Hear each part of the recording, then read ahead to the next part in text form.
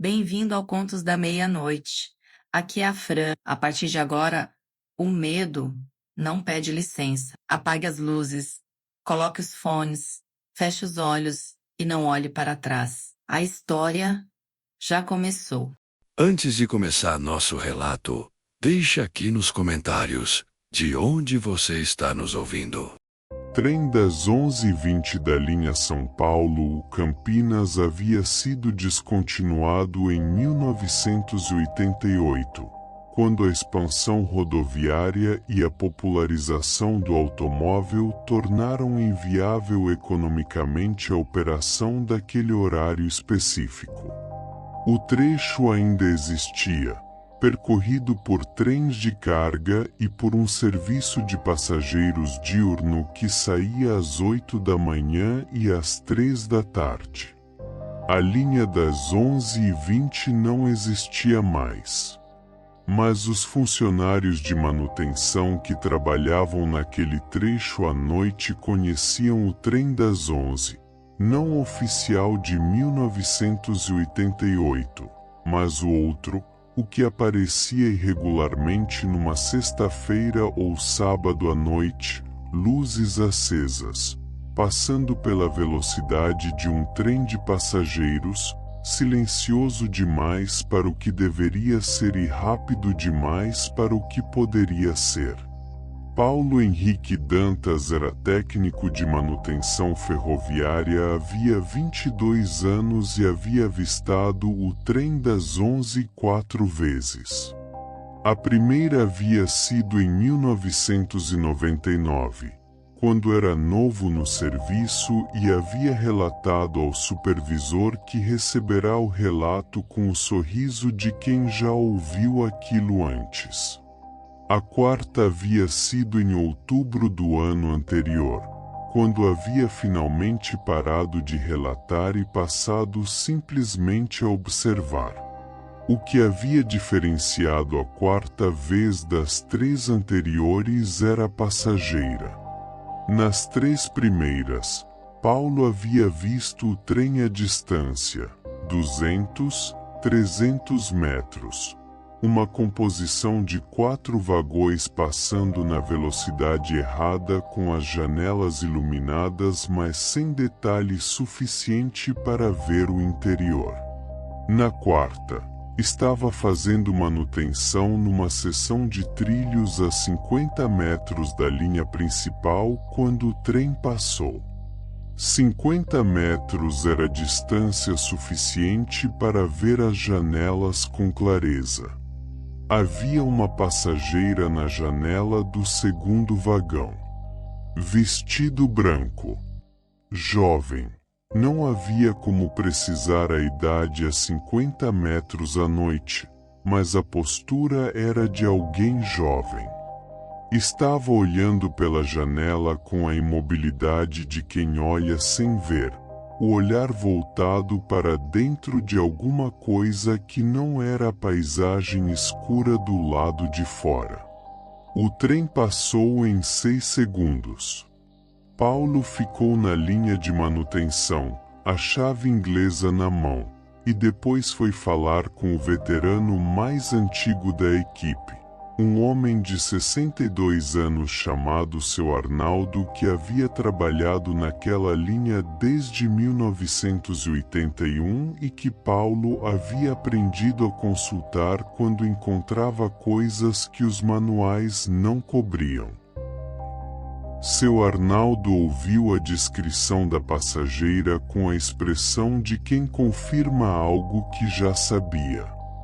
Disse que sim. Que a passageira era conhecida, que os veteranos da linha a chamavam de a noiva porque sempre estava com vestido branco, que havia uma história.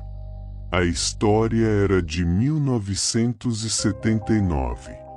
O trem das 11h20 havia transportado, naquela época, uma passageira regular. Uma moça de 20 e poucos anos que pegava o trem em São Paulo todas as sextas-feiras para passar o fim de semana com o noivo em Campinas. Era um namoro de distância, o tipo que existia naqueles anos de forma que a tecnologia depois tornou diferente. As semanas inteiras separados, o trem da sexta como o único contato físico disponível, a espera como parte da relação. O noivo a esperava na estação de Campinas toda sexta. Eles haviam marcado o casamento para março de 1980.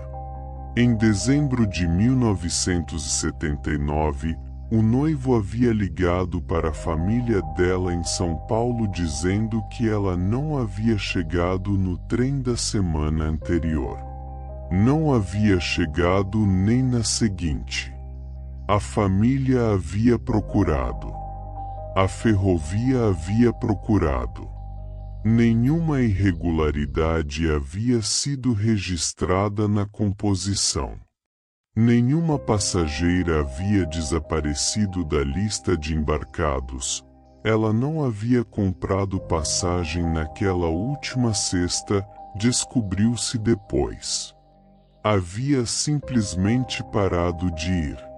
O que havia acontecido não havia sido descoberto. O noivo havia esperado por 2 anos antes de aceitar que não havia mais o que esperar. A moça nunca havia sido encontrada. E o vestido branco, disse Paulo. Havia comprado para o casamento, disse seu Arnaldo. A família disse que ela havia levado para mostrar ao noivo antes do casamento. Na última sexta que pegou o trem. Ele olhou para Paulo com a expressão de quem entregou toda a informação disponível. Desapareceu com o vestido. Paulo Henrique passou os meses seguintes consultando registros.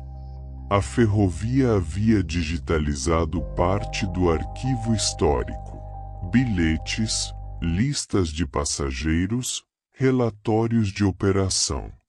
Havia lacunas, havia deterioração, havia décadas de gestão que não havia priorizado preservação.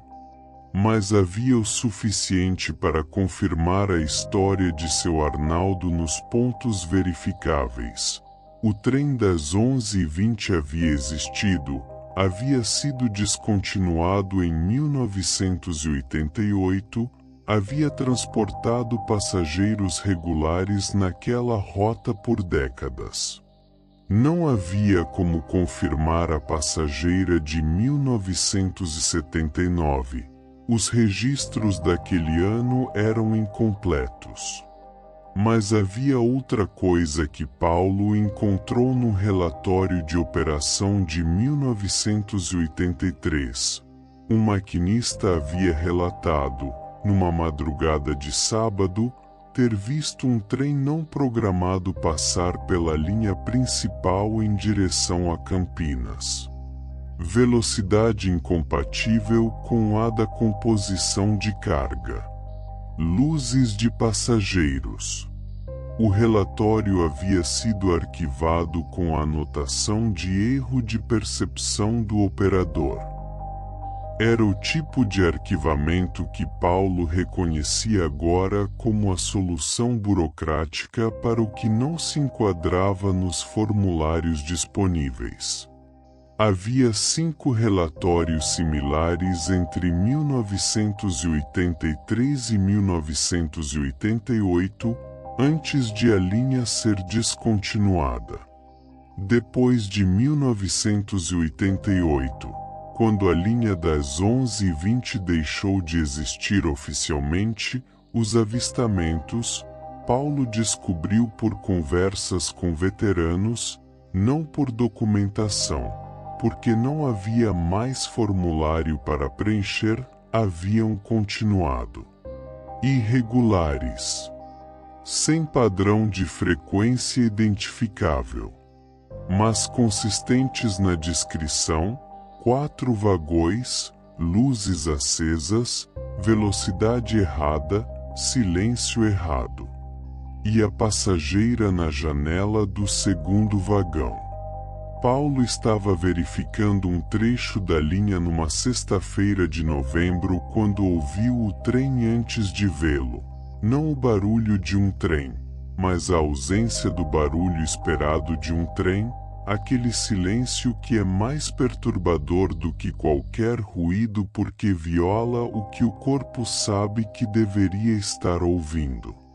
Ele se afastou da linha principal. O trem passou. Desta vez a distância era de 30 metros. Desta vez Paulo ficou parado e olhou. A passageira estava na mesma janela do segundo vagão.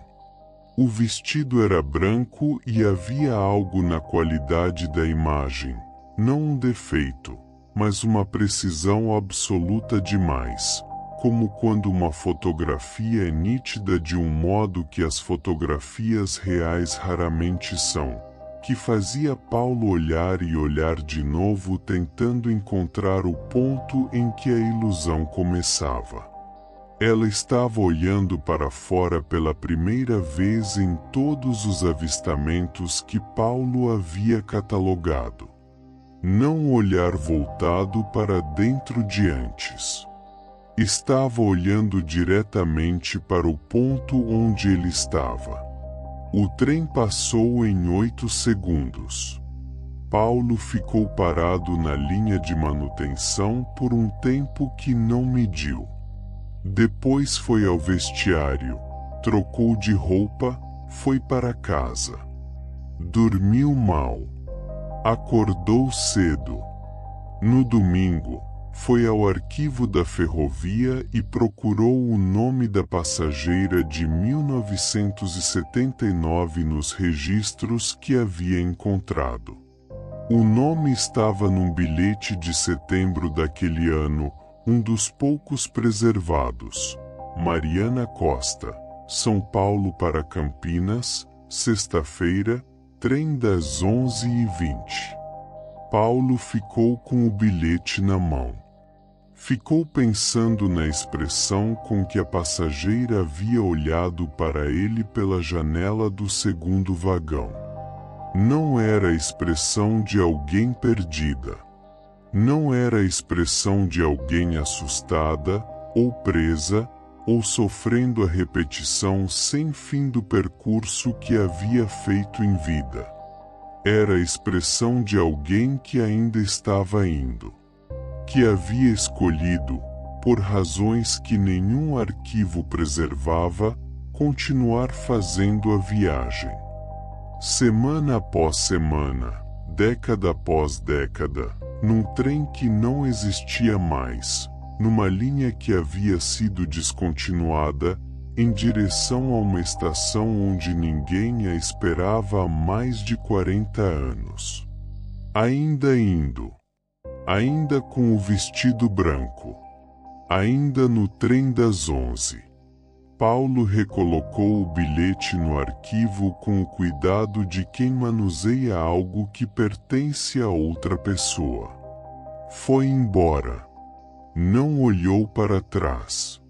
Mas naquela sexta seguinte, na manutenção noturna, quando o trem das 11 passou em silêncio pela linha principal, Paulo Henrique Dantas se permitiu olhar. Apenas olhar. Um homem que havia aprendido, em 22 anos de linha noturna, que algumas coisas mereciam mais do que um relatório arquivado. Mereciam testemunha.